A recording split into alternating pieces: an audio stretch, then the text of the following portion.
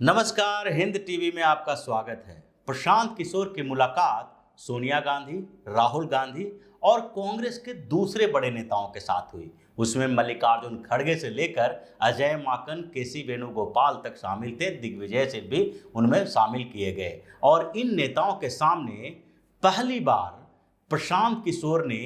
कांग्रेस के लिए जो प्लान बनाया था उसको सबके सामने रखा। इसका मकसद भी था यही कि सोनिया गांधी, राहुल गांधी, प्रियंका गांधी से तो प्रशांत किशोर की कई बार मुलाकात हो चुकी थी, लेकिन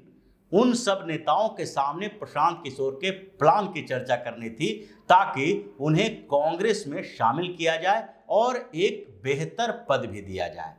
और इस बीच प्रशांत किशोर ने केंद्रीय स्तर पर यानी लोकसभा चुनाव के लिए भी रणनीति बताई, एक प्रेजेंटेशन दिया कि कैसे कांग्रेस तैयारी करेगी और दूसरे स्तर पर हर राज्यों के लिए उन्होंने एक अलग अलग स्ट्रेटजी बनाई और उन स्ट्रेटजी पर भी चर्चा की। उसमें से बिहार के लिए भी प्रशांत किशोर का एक प्लान था, क्योंकि बिहार से ही प्रशांत किशोर हैं और वहां की राजनीति पर वो गहरी नजर रखते हैं। पिछले समय में जब वो पोल स्ट्रेटजिस्ट से राजनीति की तरफ गए थे तो उन्होंने बिहार से ही राजनीति शुरू की, यानी कि जदयू में शामिल हुए, जदयू के राष्ट्रीय महासचिव बनाए गए और उसके साथ साथ प्रशांत किशोर और नीतीश कुमार के बीच नजदीकियां जो थी उसके कारण वो राजनीति में आए। इसके बाद जब नीतीश कुमार से उनका अनबन हो गया तो जब उन्होंने राजनीति में अपने फुल फ्लेज तरीके से आने की सोची तब भी बिहार के लिए ही उन्होंने प्लान बनाया। जदयू छोड़ने के बाद प्रशांत किशोर अपना अलग मोर्चा बनाना चाहते थे और इसके लिए भी उन्होंने बिहार पे रिसर्च किया था और आगे नीतीश कुमार और भारतीय जनता पार्टी यानी कि एनडीए को चुनौती देने के लिए एक प्लान बनाई थी। इसलिए जब कांग्रेस के लिए बारी आई कि अब कांग्रेस के साथ वो काम करेंगे तो उन्होंने बिहार के लिए एक अलग से प्लान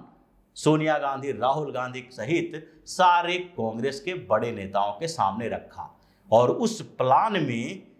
चुनौती भी है, गठबंधन के साथ रहना या गठबंधन के साथ नहीं रहने की बात भी है और उसके साथ साथ चुनाव की रणनीति भी है। यानी देखा जाए तो 3 स्तरीय प्लान उन्होंने बनाया। पहला प्लान उनका था कि चुनाव में कैसे कांग्रेस जाए, यानी अकेले चुनाव लड़ना उसके लिए सही होगा या फिर किसी पार्टी के साथ गठबंधन करना होगा। इसके लिए प्रशांत किशोर ने कांग्रेस के सामने जो ऑप्शन रखे हैं उसमें 2 तरह के ऑप्शन हैं। पहला ऑप्शन ये है कि अब बिहार में कांग्रेस को किसी बड़ी पार्टी के साथ गठबंधन नहीं करना चाहिए। बड़ी पार्टी मतलब भारतीय जनता पार्टी और जनता दल यूनाइटेड की बात तो छोड़ दें, अगर जनता दल यूनाइटेड एनडीए में हो तो उसके बाद वहां का दरवाजा बंद हो जाता है। लेकिन दूसरे स्तर पर जो बड़ी पार्टी है वो राष्ट्रीय जनता दल है, जिसके साथ पिछले 15 सालों से ज़्यादा समय से कांग्रेस का गठबंधन हो रखा है और कांग्रेस और राजद के बीच सीट बंटवारों को लेकर हर चुनाव के समय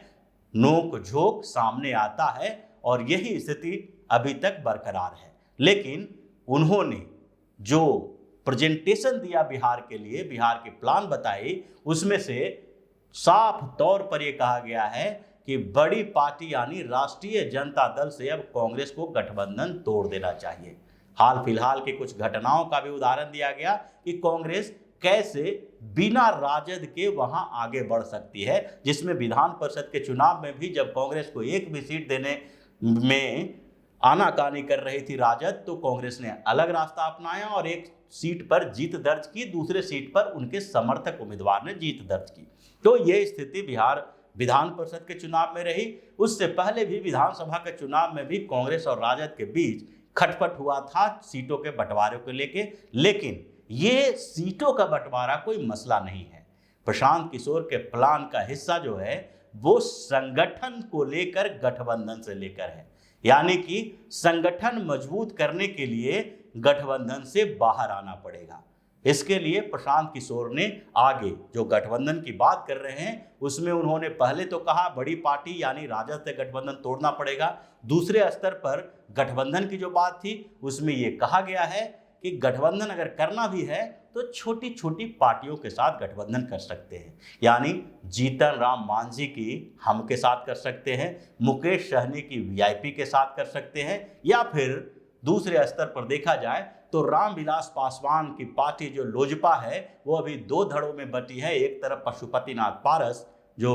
चिराग पासवान के चाचा हैं वो एनडीए में शामिल हो चुके हैं, और चिराग पासवान अभी भी एक बेहतर गठबंधन सहयोगी ढूंढ रहे हैं जिनके साथ संबंध बढ़ाए जा सकते हैं, यानी जो छोटी पार्टियां वहां की है उसके साथ गठबंधन करने में कोई समस्या नहीं है, लेकिन राजद से अलग हुआ जा सकता है। इसके लिए उन्होंने कुछ कारण दिए हैं जो संगठन के लेवल पर है। पहला तो गठबंधन के लेवल पर था, दूसरा संगठन के लेवल पर है। प्रशांत किशोर जो पूरी तरह से बिहार की राजनीति को समझते हैं और इतने दिनों तक बिहार की राजनीति को देखते रहे हैं, उन्होंने कहा है जो अपने प्लान में उसके अनुसार जो कांग्रेस को सबसे बड़ा संगठन के लेवल पर नुकसान हुआ है वो राष्ट्रीय जनता दल के साथ गठबंधन के कारण हुआ है, क्योंकि राष्ट्रीय जनता दल के गठबंधन के कारण उनको दो तरीके से नुकसान उठाना पड़ा। एक तो जो परंपरागत वोटर थे कांग्रेस के यानी कि सवर्ण वोटर, उसके साथ साथ दलित, ये दोनों वोट जो कांग्रेस को मिलते रहे थे वो दोनों वोट इनसे खिसक गए अलग अलग कारणों से। सवर्ण वोट तो कांग्रेस से छिटक कर भाजपा और जदयू के साथ चला गया, तो दलित वोट जो है वो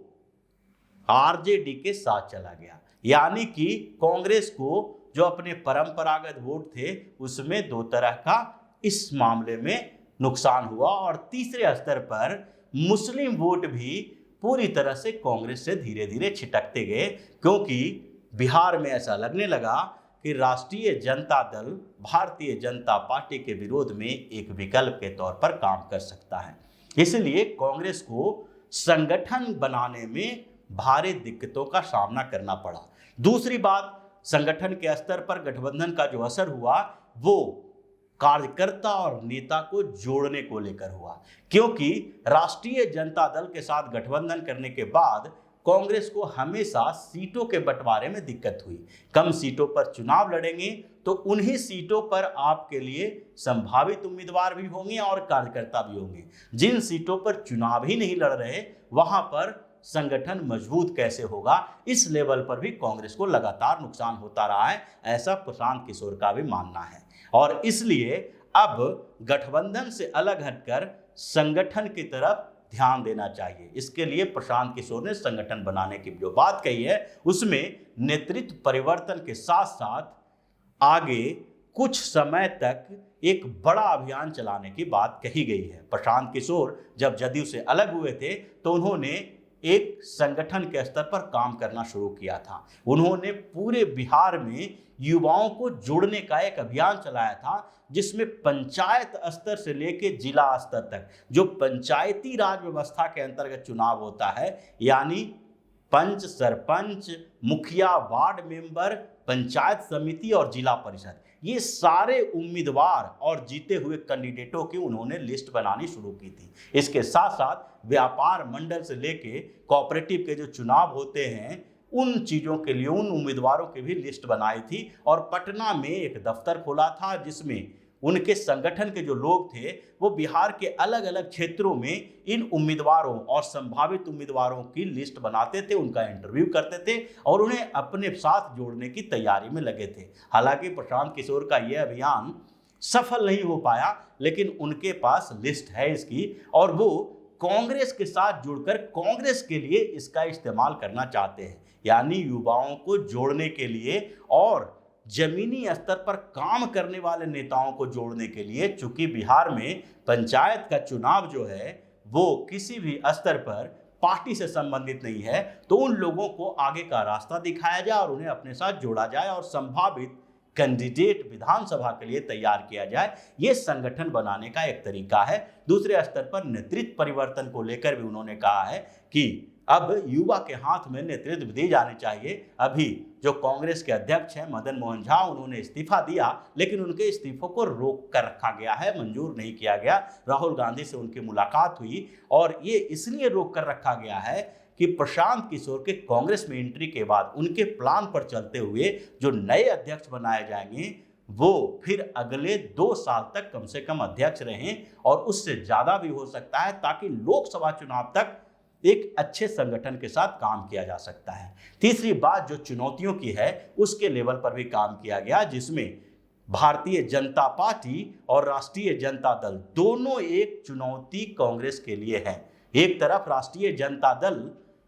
कांग्रेस के लिए इसलिए चुनौती बनी हुई है क्योंकि कांग्रेस का जो सबसे बड़ा वोटर रहा है उसमें उसने सेंधमारी की है और मुस्लिम अब आरजेडी के तरफ जाते हैं, तो कांग्रेस को उस मुस्लिम वोटरों को अपने साथ लाने के लिए एक बड़ी चुनौती है। दूसरी तरफ भारतीय जनता पार्टी और जदयू के गठबंधन में कांग्रेस का वो सवर्ण वोटर चला गया है जो पहले कांग्रेस के साथ रहता था, तो उससे वो वोटर को अपने साथ लाना है और दोनों को ये विश्वास दिलाना है कि कांग्रेस आगे विकल्प भारतीय जनता पार्टी की बन सकती है, यानी राष्ट्रीय स्तर पर भी सरकार बना सकती है और बिहार में भी बड़ी पार्टी बन सकती है। तो ये पूरा प्लान बिहार का